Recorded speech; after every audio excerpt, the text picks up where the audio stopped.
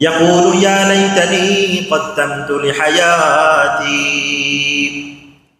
কিয়ামতের দিন মানুষ যখন তার আমলনামা সামনে দেখবে, সামনে দেখার পরে কাফের শ্রেণী যারা দুনিয়ার মধ্যে আল্লাহর উপর ঈমান আনে নাই, কোরআনকে বিশ্বাস করে নাই, রাসূলকে বিশ্বাস করে নাই, সুন্নাহকে বিশ্বাস করে নাই, তারা কিয়ামতের দিন যখন তাদের আমলনামা, যখন রেজাল্ট শিট যখন সামনে দেখবে, সামনে দেখার পরে তারা বলবে ইয়াউমা ইয়ানজুরুল মারউ মা কদ্দামাত ইয়াদাহু ওয়া ইয়াকুলুল কাফিরু ইয়া লাইতানি কুনতু তুরাবা। কাফেররা বলবে, হায় আমরা যদি মাটি হয়ে যেতাম, আমাদের যদি পশু পাখির মতো যদি কোনো হিসাব না হয়ে আমরা যদি মাটি হয়ে যেতাম কতই না ভালো হতো। এইভাবে কাফেররা আফসোস করতে থাকবে, কিন্তু সেদিন আফসোসের পরে আর কোনো কাজ আসবে না, জাহান্নাম ছাড়া আর কোনো বিকল্প থাকবে না। নাউজুবিল্লাহ। সেজন্য কাফেররা সেদিন পবিত্র কোরআন পারা নম্বর 21 পৃষ্ঠা নম্বর 15 সূরার নাম হচ্ছে সূরাতুস সাজদা। আল্লাহ তাআলা বলেন, ওয়ালাউ তারা ইযিল মুজরিমুনা নাকিসু রুউসিহিম ইনদা রাব্বিহিম ربنا أبصرنا وسمعنا فارجعنا نعمل صالحا إنا موقنون ولو شئنا لآتينا كل نفس هداها ولكن حق القول مني لأملأن جهنم من الجنة والناس أجمعين।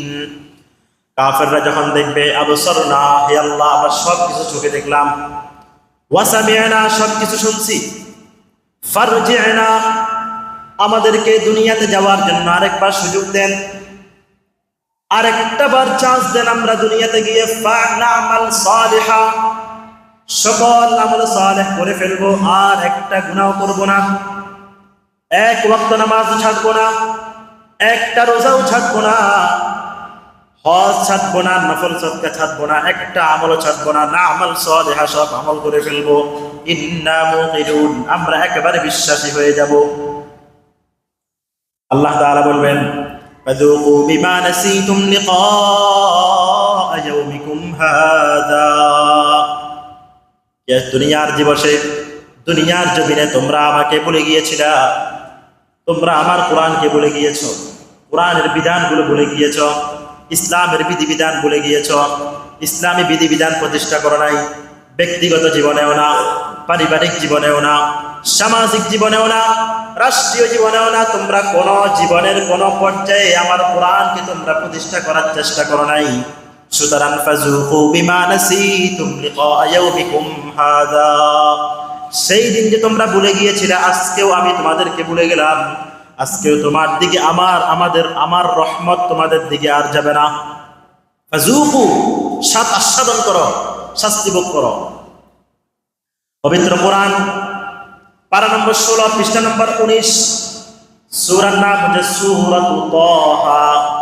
আল্লাহ তাআলা বলেন, ওয়ামান আরাদা আন যিকরি ফাইন্না লাহু মাঈশাতান দানকা ওয়া নাহশুরুহু ইয়াওমাল কিয়ামাতি আ'মা।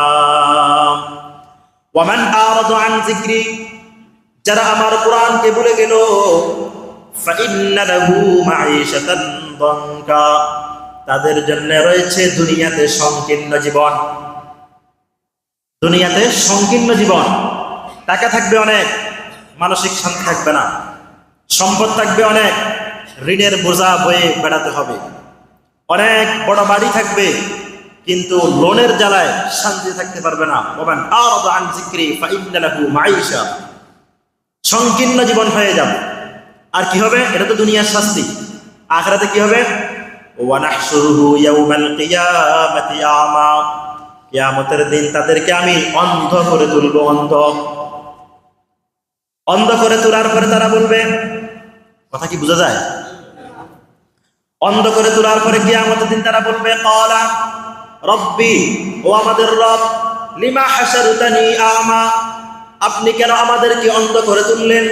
ওয়া ক্বাদ কুনতু বাসীরা, আমাদের তো চক্ষু ছিল, আমরা তো দুনিয়াতে মাযুর ছিলাম না, অন্ধ ছিলাম না। আজকে কেন আপনি আমাদেরকে অন্ধ করে তুললেন? তখন আল্লাহ রাব্বুল আলামিন উত্তর দিবেন, ক্বালা কাযালিকা আতাতকা আয়াতুনা ফানাসিতাহা ওয়া কাযালিকাল ইয়াওমা তুনসা। ক্বালা কাযালিকা, যেরকম ভাবে দুনিয়াতে তোমাদেরকে আমি চক্ষু দিয়েছিলাম, কিন্তু তোমরা চোখ দিয়ে আমার হুকুমকে বাস্তবায়ন করার পিছনে চোখকে কাজে লাগাও নাই। আমার কোরআন থেকে চোখকে ফিরিয়ে নিয়েছ, ইসলামের বিধিবিধান থেকে চোখগুলোকে ফিরিয়ে নিয়েছ, ইসলাম প্রতিষ্ঠা করা থেকে চোখ ফিরিয়ে নিয়েছ, কান ফিরিয়ে নিয়েছ, দিল ফিরিয়ে নিয়েছ। এজন্য আমি আজকে তোমাদেরকে অন্ধ করে দিলাম, বলি নাউযুবিল্লাহ। ক্বালা কাযালিকা আতাতকা আয়াতুনা, আমার আয়াত যখন তোমাদের কাছে এসেছিল, ফানাসিতাহা, তখন তোমরা ভুলে গিয়েছিলে, ওয়া কাযালিকাল ইয়াওমা তুনসা, আজকেও আমি তোমাদেরকে ভুলে গেলাম। এই সেই দিনটার কসম করেছেন সূরাতুল বুরুজের মধ্যে, ওয়াল ইয়াউমিল মাউউদ। সুবহানাল্লাহ। এই পবিত্র কোরআনে আরো অসংখ্য আয়াত, এই মুহূর্তে আমার সামনে অসংখ্য আয়াত রয়েছে কিয়ামতের ভয়াবহ পরিস্থিতি কেমন হবে। সেই ওয়াল ইয়াউমিল মাউউদ, ওয়াস সামাই যাতিল বুরুজ ওয়াল ইয়াউমিল মাউউদ, প্রতিশ্রুত দিবসের কসম করেছেন। কেন? প্রতিশ্রুত দিবস, রেজাল্ট দিবস যদি আমাদের সামনে থাকে, তাহলে আমাদের পরীক্ষার হল, এই দুনিয়ার জীবনটা সুন্দরভাবে চলবে। আর সেই দিনের অ্যাকাউন্টেবিলিটি, সেই দিনের জবাবদিহিতার ভয় যদি আমাদের কাছে না থাকে, ওয়াল ইয়াউমিল মাউউদের যদি ভয় যদি আমাদের কাছে না থাকে, তাহলে এই দুনিয়ার পরীক্ষার জীবন সঠিকভাবে চলবে না। পরীক্ষা ওই ছাত্রের ভালো হয়, পরীক্ষা তো সেই ছাত্রের ভালো হয় যেই ছাত্রের কাছে রেজাল্টের গুরুত্ব আছে। যেই ছাত্রের কাছে রেজাল্টের গুরুত্ব নাই, আরে ফাঁস করলে করলাম, না করলে নাই, ফাঁস করলেও কি ফেল করলেও কি, আমার পড়ালেখার প্রয়োজন নাই, সেই ছাত্রের কাছে কখনো পরীক্ষার গুরুত্ব থাকবে না। এজন্য রেজাল্ট দিবস, রেজাল্টের গুরুত্ব যার কাছে থাকবে, তারই একমাত্র পরীক্ষা ভালো হওয়ার সম্ভাবনা থাকে। আর রেজাল্ট দিবসের গুরুত্ব কারো কাছে যদি না থাকে, তাহলে তার কাছে কিন্তু তার পরীক্ষা কিন্তু ভালো হওয়ার সম্ভাবনা খুবই কম, এক পর্যায়ে নাই বললেই চলে।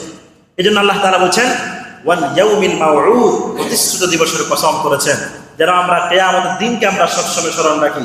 আল্লাহ রাব্বুল আলামিন আমাদেরকে স্মরণ রাখার তৌফিক দান করুন, বলি আমিন।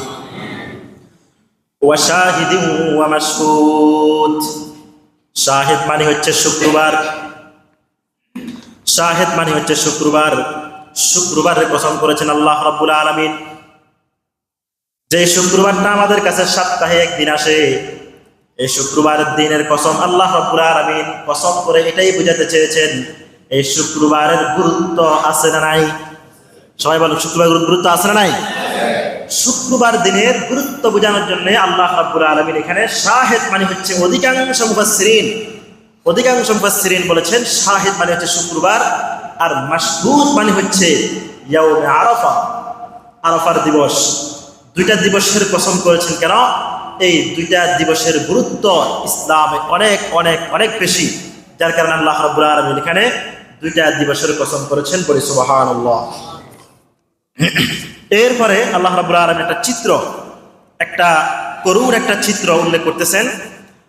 আল্লাহ রাব্বুল আলামিন বলতেছেন কুতিলা আসহাবুল উখদুদ আন-নারি যাতিল ওয়াকুদ إذ هم عليها قعود وهم على ما يفعلون بالمؤمنين شهود قتل أصحاب الأخدود, গর্তবাসীদেরকে হত্যা করা হয়েছে। কুতিলা, হত্যা করা হয়েছে, আসহাবুল উখদুদ, গর্তবাসীদেরকে হত্যা করা হয়েছে। এটা একটা ঘটনা আছে, সংক্ষিপ্ত ঘটনা হলো বর্তমান ইয়ামানের একটা জায়গার নাম হচ্ছে নাজরান। তাফসীরে এসেছে এই নাজরানে একজন ইহুদি বাদশা ছিল, যেই বাদশার ঘটনা আমরা সূরাতুল ফিলের তাফসীরে বলেছিলাম। ইউসুফ জু নওয়াজ ইহুদি বাদশা, অধিকাংশ মুফাসসিরিন সেই বাদশার নাম উল্লেখ করেছেন ইউসুফ জু নওয়াজ। এই ইউসুফ জু নওয়াজ, তার অধীনে একজন জাদুঘর ছিল, জাদুঘর। সেই জাদুঘর যখন বয়স বেশি হয়ে গেছে, 90 বা পার হয়েছে এরকম, সে ইউসুফ জু নওয়াজকে বলল আপনি গোটা দেশ থেকে বাছাই করে একটা মেধাবী ছাত্র আমাকে দেন, তাকে আমি জাদুবিদ্যা শিখাবো। আমার তো বয়স শেষ, আমার এখন শেষ সময়, আমি চলে যাব। তখন ইউসুফ জু নওয়াজ গোটা দেশ থেকে একটা মেধাবী সন্তানকে বাছাই করছে। বাছাই করার পরে সেই সন্তান এখন সেই ইউসুফ জু নওয়াজের অধীনে ওই জাদুঘরের কাছে জাদুবিদ্যা শিখা শুরু করছে। সেই ছেলেটার নাম ছিল আব্দুল্লাহ ইবনে নামির। সেই ছেলের নাম কি ছিল? সবাই বল, আব্দুল্লাহ ইবনে নামির। এই আব্দুল্লাহ ইবনে নামির সেই জাদুঘরের কাছে জাদু শিখা শুরু করছে। ইহুদি পাদ্রীর কাছে যখন জাদু শিখতে যেত, পথে একটা খ্রিস্টান পাদ্রীর একটা ইবাদতখানা ছিল। একদিন আব্দুল্লাহ ইবনে নামির ওই খ্রিস্টান পাদ্রীর সাথে দেখা হলো। খ্রিস্টান পাদ্রী জিজ্ঞেস করলো, তুমি কই যাও? তখন তিনি বললেন যে আমি বাদশার আদেশে ওই জাদুঘরের কাছে আমি জাদু শিখতে যাই। তখন খ্রিস্টান পাদ্রী বলল, তুমি জাদুঘরের কাছে জাদু শিখতে যাচ্ছ, পথিমধ্যে আমার কাছে কিছু ইসলামের কিছু শিক্ষা তুমি আমার থেকে শিখো। প্রত্যেকদিন যাওয়ার সময় 10 মিনিট, আসার সময় 10 মিনিট আমার কাছে তুমি ইসলামের শিক্ষা তুমি শিখতে পারো। খ্রিস্টান পাদ্রী তৎকালীন ঈসা আলাইহিস সালামের ধর্ম, ঈসা আলাইহিস সালামের ধর্ম হচ্ছে ইসলাম ধর্ম। তখন খ্রিস্টান পাদ্রীর কাছে ওই আব্দুল্লাহ ইবনে নামির যাওয়ার সময় 10 মিনিট ইসলাম শিখে, আবার আসার সময় 10 মিনিট ইসলাম শিখে। বাদশা জিজ্ঞেস করে, ব্যাপার কি, তুমি আসার সময় দেরি হয় কেন তোমার? খ্রিস্টান পাদ্রী তাকে শিখিয়ে দিছে যে তুমি জাদুবিদ্যা যখন শিখবে, শিখে যাওয়ার সময় যখন 10 মিনিট লেট হবে, বাদশাকে গিয়ে বলবে যে আমাকে 10 মিনিট পরে ছুটি দিছে। কি বলবে? আমাকে 10 মিনিট পরে ছুটি দিছে, যার কারণে দেরি হয়েছে। আবার যখন জাদুবিদ্যার যখন শিখতে যাবে জাদুঘরের কাছে, আমার এখানে যে 10 মিনিট শিখবে, এটা যে দেরি হবে, তুমি জাদুঘরের কাছে গিয়ে বলবে যে বাদশা সেখান থেকে আসতে 10 মিনিট লেট হয়েছে। সুবহানাল্লাহ। এভাবে বুদ্ধি শিখিয়ে দিছে। আর প্রত্যেকদিন যাওয়ার সময় 10 মিনিট, আসার সময় 10 মিনিট। এক পর্যায়ে ইসলামের বিধিবিধান ওই খ্রিস্টান পাদ্রীর কাছে তখন 3 ওয়াক্ত নামাজ খ্রিস্টান পাদ্রীর কাছে আব্দুল্লাহ ইবনে নামির পড়তেন। এক পর্যায়ে একদিন বাদশার কাছ থেকে জাদুঘরের কাছে যাবে, পথিমধ্যে বিশাল বড় একটা, কোন তাফসীরে এসেছে হাইয়াতুন আযীবাতুন, বিশাল বড় একটা সাপ রাস্তার উপরে শোয়া, মানুষ চলাচল করতে পারতেছে না। আবার কোন তাফসীরে এসেছে দাব্বাতুন আযীমাতুন, বড় একটা প্রাণী রাস্তার উপরে আছে, মানুষ চলাচল করতে পারতেছে না। ওই আব্দুল্লাহ ইবনে নামির চিন্তা করলো, আজকে একটা পরীক্ষা হয়ে যাক, আমি যে জাদুবিদ্যা শিখি এটা সত্য, নাকি খ্রিস্টান পাদ্রীর কাছে যে আমি ইসলাম শিখি এটা সত্য। আজকে একটা পরীক্ষা হয়ে যাক। একটা পাথর নিচে, পাথর নিয়ে সেই সাপ অথবা সেই প্রাণীটাকে লক্ষ্য করে বলল যে জাদুবিদ্যা যদি সত্য হয়ে থাকে, এই পাথরের আঘাতটা পড়ার সাথে সাথে হে প্রাণী তুমি যেন সরে যাও। এটা বলে একটা পাথর নিয়ে নিক্ষেপ করছে। প্রাণী এটা লড়েও না সরেও। দ্বিতীয়বার আরেকটা পাথর নিচে, আরেকটা ভাবে কিছু একটা নিচে নেওয়ার পরে সে বলছে যে ইসলাম ধর্ম যদি সত্য হয়ে থাকে, ওই খ্রিস্টান পাদ্রীর কাছে আমি যেটা শিখি সেটা যদি সত্য হয়ে থাকে, তাহলে এই পাথরের আঘাতটা পড়ার সাথে সাথে এই প্রাণীটা যেন সরে যায়। তাফসীর এসেছে সেই আঘাতটা করতে দেরি, সেই সাপের উপরে অথবা প্রাণীর উপরে সেই পাথরটা নিক্ষেপ করতে দেরি, সেটা আস্তে লেজ লাড়াতে লাড়াতে রাস্তা পার হয়ে সোজা জঙ্গলে চলে যেতে দেরি হয় নাই। সুবহানাল্লাহ। তখন তিনি আব্দুল্লাহ ইবনে নামির 17-18 বছরের ছেলে আব্দুল্লাহ ইবনে নামির তার কাছে স্পষ্ট হয়ে গেল, না, এখন থেকে আমি পরিপূর্ণভাবে সেই খ্রিস্টান পাদ্রীর কাছে আমি পরিপূর্ণভাবে আরো মনোযোগ সহকারে তার কাছে আমি ইসলাম শিখবো। জোরে বলি সুবহানাল্লাহ। ইতিমধ্যে তার এই ঘটনা সারা দেশে আলোড়ন সৃষ্টি করছে। বাদশার কানে যখন গেল আব্দুল্লাহ ইবনে নামিরের পাথরের আঘাতে রাস্তা থেকে প্রাণী সরে গেল, বাদশা তখন খুশি হয়ে গেল, যাক আব্দুল্লাহ ইবনে নামির সে ভালো করেই জাদু শিখতেছে। সুবহানাল্লাহ বলে। বাদশা তখন কি হয়ে গেল? খুশি হয়ে গেল। বাদশা তখন আব্দুল্লাহ নামিরকে ডাক দিছে, বলছে যাক তুমি তো জাদুবিদ্যার সর্বোচ্চ স্তরে পৌঁছে যাচ্ছ। তখন আব্দুল্লাহ ইবনে নামির বলল, না বাদশা, আমি জাদুঘরের কাছে জাদুবিদ্যা শিখছি, সেটার উসিলায় ওই প্রাণীটা সরে যায় নাই, বরঞ্চ আমি প্রত্যেক দিন ফাঁকে ওই খ্রিস্টান পাদ্রীর কাছে আমি ইসলাম ধর্মের শিক্ষা লালন করি, আর সেই শিক্ষাকে উসিলা করে আমি আল্লাহর কাছে দোয়া করছিলাম, সেই আল্লাহ এই প্রাণীটাকে সরাই দিয়েছেন। জোরে বলি সুবহানাল্লাহ। তখন বাদশার মেজাজ হয়ে গেল গরম। ওই 1 নম্বরে খ্রিস্টান পাদ্রীকে সেখানে হত্যা করে ফেলছে। নাউজুবিল্লাহ বলে। 2 নম্বরে এবার ইউসুফ জু নওয়াজ তিনি বললেন, আব্দুল্লাহ ইবনে নামির, তুমি যেই খোদার উপরে ঈমান এনেছো সেটা তাড়াতাড়ি ত্যাগ করে আমার উপরে ঈমান আনো, না হলে তোমার পরিণতি ভালো হবে না। অনেক লম্বা ঘটনা, আমি সংক্ষিপ্তভাবে বলতেছি, প্রতিমধ্যে আরো অনেক ঘটনা ঘটছে এখানে। এক পর্যায়ে আব্দুল্লাহ নামির বলতেছে, আমার জীবন যেতে পারে, আমার জান যেতে পারে, আমার মাল যেতে পারে, আমার রক্ত সব কিছু ঝরতে পারে, কিন্তু আমি ইসলামের উপর থেকে এক চুল পরিমাণ পিছপা হব না। জোরে বলি আল্লাহু আকবার। আদেশ করা হলো বাদশাহ সেনাবাহিনীকে, পাহাড় থেকে তাকে ফেলে হত্যা করো। 10-12 জন সেনাবাহিনী দিয়ে তাকে পাহাড়ের উপর নিয়ে যাওয়া হলো। নিয়ে যাওয়ার পরে আল্লাহর কুদরতে আল্লাহ পাকের কাছে আব্দুল্লাহ ইবনে নামির দোয়া করলেন। দোয়া করার সাথে সাথে পাহাড়ে এমন কম্পন সৃষ্টি হলো, যেই সেনাবাহিনী তাকে নিয়ে গেল ওই সেনাবাহিনীর সবাই পড়ে মারা গেল।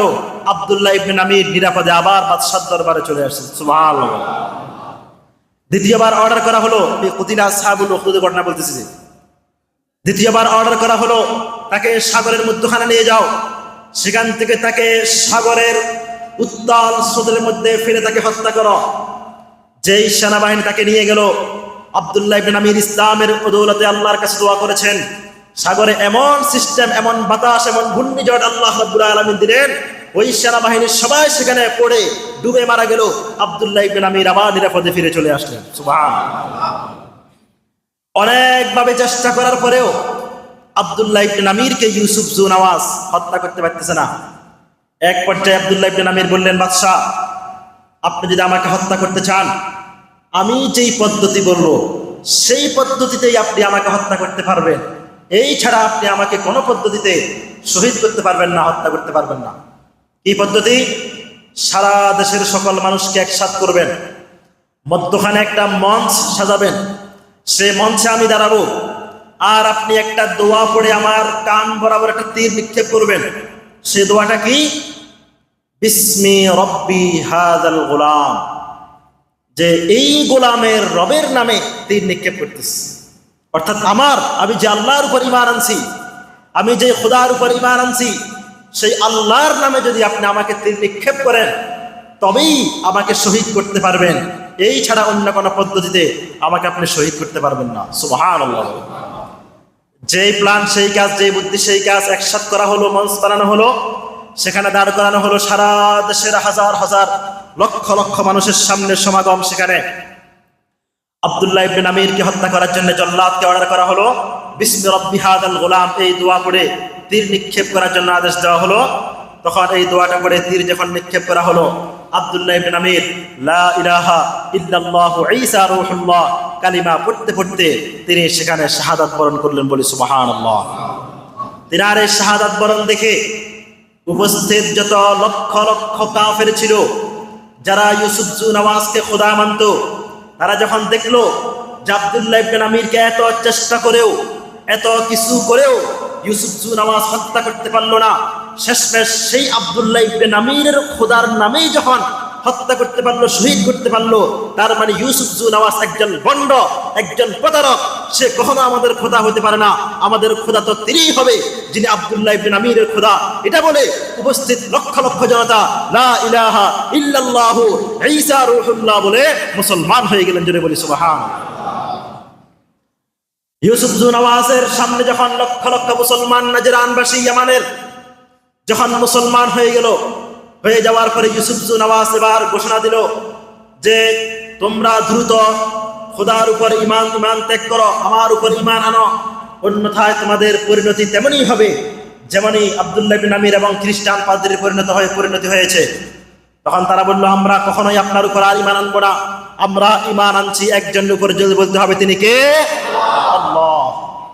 তখন ইউসুফ জু নওয়াজ এবার অর্ডার করলো, ও গোটা সেনাবাহিনী দিয়ে হাজার হাজার লক্ষ লক্ষ মানুষকে ঘেরাও করে ফেলা হলো। ঘেরাও করে সেখানে বিশাল বড় খাল পরীক্ষা খনন করা হলো সেনাবাহিনী দিয়ে। পরীক্ষা খনন করে সেখানে আগুন জ্বালানো হলো 40 দিন যাবৎ। আগুন জ্বালিয়ে সেখানে মুসলমানদেরকে গণহত্যা চালিয়েছে। সেই গর্তবাসীদেরকে হত্যা করা হয়েছে। সেখানে গর্তের মধ্যে লক্ষ লক্ষ মুসলমানদেরকে হত্যা করা হয়েছে। হত্যা করার পর আল্লাহ রাব্বুল আলামিন বলছেন, কুতিলা আসহাবুল উখদুদ, ধ্বংস হোক আসহাবুল উখদুদ, গর্তবাসী সেই সমস্ত কাফেররা, বেঈমানরা ধ্বংস হোক, যারা নাজরানে লক্ষ লক্ষ মুসলমানদেরকে হত্যা করেছে। কেমন হত্যা করেছে? আন্নার, আগুনের ভিতরে, জাতিল ওয়াকুদ, যে আগুনটা ছিল প্রজ্বলিত আগুন। আগুনের মধ্যে যখন হত্যা করতেছে, এক এক মুসলমানদেরকে, এক একটা ফ্যামিলিকে, একটা পরিবারকে যখন সেখানে হত্যা করা হচ্ছে, আর তারা চতুর্পাশে বসে বসে কি করতেছে? ইযহুম আলাইহা কুউদুন ওয়া হুম আলা মা ইয়াফআলুনা বিল মুমিনিনা শুহুদ। ইযহুম আলাইহা কুউদ, তারা সেই গর্তের চতুর্পাশে বসে আছে, কাফেররা বসে আছে। وهم على ما يفعلون بالمؤمنين شهود, আর তারা দেখে দেখে তামাশা দেখতেছে, বসে বসে তামাশা দেখতেছে।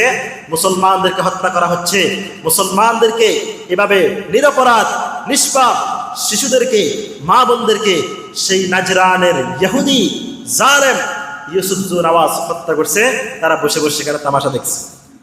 আল্লাহ রাব্বুল আলামিন বলতেছেন, এদের থেকে কেন এদেরকে এরকম হত্যা করা হলো? তাদের অপরাধ কি? তাদের অপরাধ হচ্ছে কি? ওয়ামা নাকামু মিনহুম ইল্লা আন ইউমিনু বিল্লাহিল আজিজিল হামিদ। তাদের থেকে বদলা এজন্যই নেওয়া হয়েছে, তাদেরকে হত্যা এজন্যই করা হয়েছে। তাদের অপরাধ হচ্ছে তারা ঈমান আনছে একজনের উপরে, তিনি কে? ইল্লা আন ইউমিনু বিল্লাহিল আজিজিল হামিদ। এটাই ছিল তাদের অপরাধ। দেখেন, তৎকালীন নাজরানবাসীদেরকে গর্তের ভিতরে ফেলে কাফের বেঈমানরা আশপাশে বসে তামাশা দেখতেছে। তৎকালীন কাফেরদের সংখ্যা সেই ইয়ামানে যা সংখ্যা ছিল সর্বোচ্চ 5 থেকে 10 লক্ষ। আবার তারা কাফেরদের সামনে মুসলমানদেরকে হত্যা করা হচ্ছে। আর বর্তমান বিশ্বের ফেরাউন, আপনারা জানেন কোরআন শরীফের ভিতরে সবচাইতে বেশি আলোচিত ঘটনা হচ্ছে মূসা এবং ফেরাউনের ঘটনা। কেন? ফেরাউন পবিত্র কোরআনে এসেছে, অনেক জায়গায় এসেছে। পবিত্র কোরআন পারা নম্বর 1 পৃষ্ঠা নম্বর 7 আল্লাহ তাআলা বলেন, وَإِذْ نَجَّيْنَاكُمْ مِنْ آلِ فِرْعَوْنَ يَسُومُونَكُمْ سُوءَ الْعَذَابِ يُذَبِّحُونَ أَبْنَاءَكُمْ وَيَسْتَحْيُونَ نِسَاءَكُمْ وَفِي ذَلِكُمْ بَلَاءٌ مِّن رَّبِّكُمْ عَظِيمٌ। ফেরাউন তার চরিত্র বর্ণনা করা হয়েছে, ইউযাব্বিহুনা আবনাআকুম, সে বনি ইসরাইলের শিশুদেরকে মাতা পিতার সামনে সে জীবন্ত জবাই করে ফেলত। নাউযুবিল্লাহ বলেন, একটু জোরে বলেন না, নাউযুবিল্লাহ। ইউযাব্বিহুনা স্পষ্ট শব্দ, জবাই করত আবনাআকুম সন্তানদেরকে, ওয়ায়াস্তাহইউনা নিসাআকুম আর কন্যা সন্তানদেরকে সে হত্যা করতে এভাবে ছেড়ে দিত মাতা পিতার সামনে। এইভাবে লক্ষ লক্ষ শিশুকে ফেরাউন জীবন্ত জবাই করছে মাতা পিতার সামনে। তৎকালীন ফেরাউন সন্তানদেরকে জবাই করতে মাতা পিতার সামনে, আর আজকের যুগের ফেরাউনরা মুসলমানদেরকে জবাই করতেছে, মুসলমানদেরকে হত্যা করতেছে শুধুমাত্র মাতা পিতার সামনে নয়, 200 কোটি মুসলমানের সামনে। ঠিক কিনা বলেন? তৎকালীন ফেরাউন, বর্তমান বিশ্বের ফেরাউন এগুলা তৎকালীন যুগের ফেরাউনের চাইতে নিকৃষ্ট, কথা বলেন ঠিক কিনা? তৎকালীন ফেরাউন সে ফ্যামিলির সামনে, সমাজের সামনে মানুষকে, শিশুদেরকে হত্যা করছে। আর আজকের যুগের ইসরাইল নামক ফেরাউনরা হত্যা করতেছে গোটা 200 কোটি মুসলমানের সামনে, কথা বলেন ঠিক কিনা? আজকের ফেরাউনরা বর্তমান যত বিশ্বের প্রভাবশালী মিডিয়া রয়েছে, Al Jazeera, CNN, BBC, DBC এবং ফেসবুক, ইউটিউব, টুইটার সারা বিশ্বের সকল মিডিয়ার সামনে মুসলমান শিশুদেরকে হত্যা করে এটাই প্রমাণ করছে বর্তমান যুগের ফেরাউন হচ্ছে তৎকালীন মুসার ফেরাউনের চাইতেও হাজার বেশি গুণে নিকৃষ্ট। কথা বলেন ঠিক কিনা? আর বর্তমান যুগের 57টা মুসলিম নামক মুনাফিক রাষ্ট্রগুলো ইজহুম আলাইহা কুউদের মতো সারা বিশ্বের মুসলমানদের দিকে তাকিয়ে তাকিয়ে আঙ্গুল চুষা ছাড়া আর কিছুই তারা করতে পারতেছে না। কথা বলেন ঠিক কিনা? এটা হচ্ছে মুনাফিক রাষ্ট্র, এগুলো কখনো মুসলিম রাষ্ট্র হতে পারে না। বর্তমান বিশ্বের 57টি মুসলিম রাষ্ট্র, এগুলো একটা মুসলিম রাষ্ট্র ইসলাম ধর্মকে প্রতিষ্ঠা করার পক্ষে নয়, সবগুলো হচ্ছে মুনাফিক শক্তি। কথা বলেন ঠিক কিনা? না হলে দেখেন, আফসোস এবং পরিতাপের বিষয় হচ্ছে মুসা আলাইহিস সালাতু ওয়াস সালামের বনি ইসরাইলকে আল্লাহ রাসূল সাল্লাল্লাহু আলাইহি ওয়াসাল্লাম বলেছেন হাদিসের মধ্যে, লা তাসলুকান্না লা তাত্তাবিআন্না সুনানা মান কানা ক্বাবলাকুম হাত্তা শিরাআন বিশিরাইন জিরাআন বিজিরাইন ফাসআলা আস-সাহাবাতু ইয়া রাসূলাল্লাহ ফামান আল-ইয়াহুদ ওয়ান-নাসারা ক্বালা রাসূলুল্লাহ সাল্লাল্লাহু আলাইহি ওয়াসাল্লাম ফামান। আল্লাহ রাসূল বলেছেন আমার উম্মত এমন একটা পর্যায়ে চলে যাবে তারা বনি ইসরাইলদের মতো হয়ে যাবে। বনি ইসরাইলদেরকে আল্লাহ তাআলা অনেক নিয়ামত দিয়েছেন, এত এত নিয়ামত দিয়েছেন আশ্চর্য হয়ে যাবেন। পবিত্র কোরআনে সামনে সাগর, পিছনে ফেরাউনের বাহিনী। আল্লাহ তাআলা সাগরের মধ্যে 12টা রাস্তা করে দিয়েছেন। সুবহানাল্লাহ বলেন। সাগর পার হয়ে গেল, এক নিয়ামত। সাগর পার হয়ে যাওয়ার পরে মিশরের লোহিত সাগর পাড়ি দেওয়ার পরে, বর্তমান মানচিত্রে দেখবেন মিশরের লোহিত সাগর পাড়ি দেওয়ার পরে বর্তমান জেরুজালেম, ফিলিস্তিন, জেরুজালেমে ঢুকার আগে একটা পর্বত বিশাল মরুভূমি রয়েছে, যেই মরুভূমির আয়তন বাংলাদেশের 3-4 গুণ হবে। সুবহানাল্লাহ বলেন। সিনাই, সিনাই, এই সিনাই মরুভূমিতে যখন আসছে, আসার পরে এখন খানা নাই, মরুভূমিতে পানি নাই। ইস্তাসকা মুসা লিকাওমিহি ফাকুলনা ইদরিব বিআসাকাল হাজার।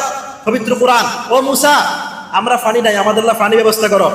আল্লাহ তাআলা হুকুম করলেন মুসা লাঠি দিয়ে পাথরে আঘাত করেন। ফানফাজারাত মিনহু ইসনাতা আশরাতা আইনা, সাথে সাথে পাথর থেকে 12টা ঝর্ণা প্রবাহিত হয়ে গেছে। সুবহানাল্লাহ। 2 নম্বর নিয়ামত, আমরা মরুভূমিতে খানা কোথায় খাবো? ও মুসা আমাদের জন্য খানা ব্যবস্থা করো। আল্লাহ রাব্বুল আলামিনের কাছে দোয়া করছেন, আল্লাহ রাব্বুল আলামিনের সাথে সাথে ওয়া নাযালনা আলাইকুমুল মান্না ওয়াস সালওয়া, মান্না এবং সালওয়া নামক জান্নাতি খাবার তাদের জন্য দিয়ে দিয়েছেন। সুবহানাল্লাহ বলেন। মান্না সালওয়া খাবার কেমন? বর্তমান মুফাসসিরিন লিখেছেন 2টা খাবারের নাম ছিল মান্না সালওয়া। বর্তমান বিশ্বের সর্বোন্নত মাশরুম, 1 কেজি মাশরুমের বর্তমান সর্বোন্নত দাম হচ্ছে 5 থেকে 6 লক্ষ টাকা। সেই মাশরুমের ভিতরে দোয়েল পাখি, কোয়েল পাখিকে বুনা করে সেই খাবারটা আল্লাহ রাব্বুল আলামিন বনি ইসরাইলকে দিতেন। সুবহানাল্লাহ বলেন। তারা কি বলে জানেন? লা নাসবিরু আলা তুআমিন ওয়াহিদ। ও মুসা প্রত্যেকদিন এক খাবার পাওয়া লাগে না, আমরা তোমার আল্লাহকে বলো আমরা যেন ডাল, পেঁয়াজ, রসুন, আদা, কোরআন শরীফে আছে দেখেন, সূরা বাকারা আছে, বাকলিহা ওয়া কিসাইহা ওয়া ফুমিহা ওয়া আদাসিহা ওয়া বাসলিহা, আদা, পেঁয়াজ, রসুন আমরা এগুলো উৎপাদন করে খাবো, এইখানে আমাদের কাছে পাওয়া লাগে না। আল্লাহ রাব্বুল বলছেন ঠিক আছে, তোমরা এই সিনাই পর্বত পাড়ি দিয়ে একটা পবিত্র ভূমি আছে, সেটা উর্বর ভূমি, সেই ভূমির নাম হচ্ছে বাইতুল মুকাদ্দাস, সেই ভূমির নাম হচ্ছে জেরুজালেম, ফিলিস্তিন, সেটা তোমরা বিজয় করো, যুদ্ধ করে বিজয় করো। বিজয় করার পরে সেখানে তোমরা ফসল উৎপাদন করতে পারবে।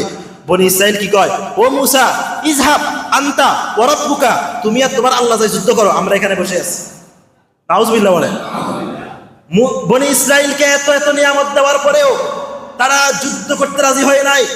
বর্তমান বিশ্বের মুসলিম বিশ্বকে আল্লাহ রাব্বুল আলামিন এত সম্পদ দিয়েছেন, তাদেরকে তেল দিয়েছেন, তাদেরকে পানি দিয়েছেন, তাদেরকে স্বর্ণ দিয়েছেন, তাদেরকে আরো কয়লা সম্পদ দিয়েছেন, পার্সের সম্পদ দিয়েছেন, বিভিন্ন সম্পদ দেওয়ার পরেও বর্তমান বিশ্ব ইসরায়েল নামক গোষ্ঠীদের বিরুদ্ধে যুদ্ধ না করে বনি ইসরায়েলদের মতো পরিণত হয়েছে। কথা বলেন ঠিক কিনা?